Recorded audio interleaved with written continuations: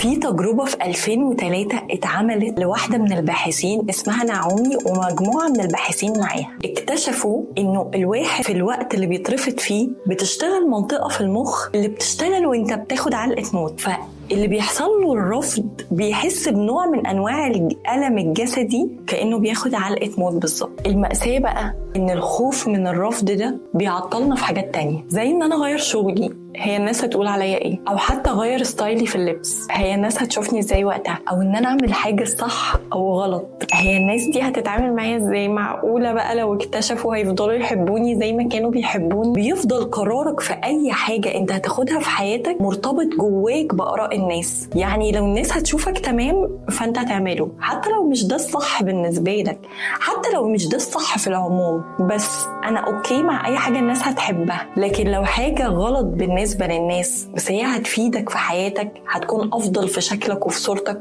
هتكون افضل في اهتماماتك، هتكون added value ليك في شغلك او في دراستك، مش هتعملها. لانه غالبا احنا كل اللي احنا مستنيينه هو الدعم والحب في عيون الناس. المشكله اللي